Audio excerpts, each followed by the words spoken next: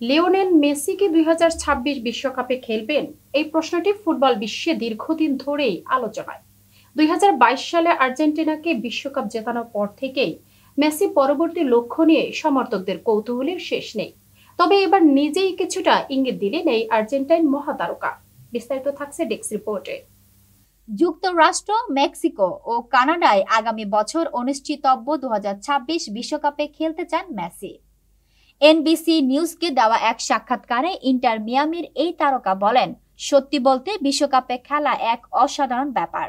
আমি সেখানে থাকতে চাই, আর যদি থাকি তাহলে জাতীয় দলের সাফল্যে গুরুত্বপূর্ণ ভূমিকা রাখতে চাই।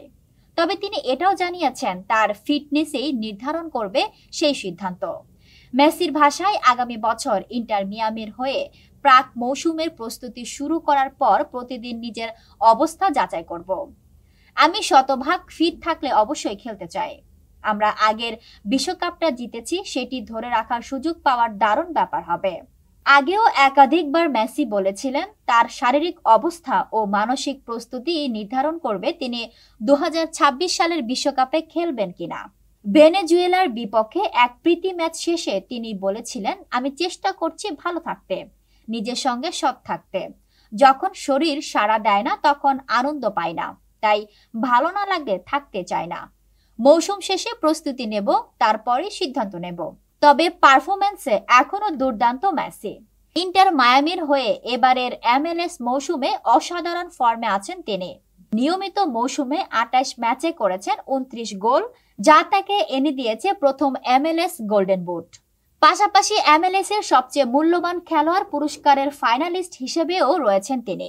বর্তমানে মেসির লক্ষ্য ক্লাব ফুটবলে সাফল্য অর্জন। ইন্টার মায়ামি ইতিমধ্যে MLS কাপের সেমিফাইনালে উঠতে লড়ছে। ন্যাশভিলের বিপক্ষে ৩ ম্যাচের সিরিজে প্রথম ম্যাচে ৩-১ গোলে জয় পেয়েছেন মায়ামি।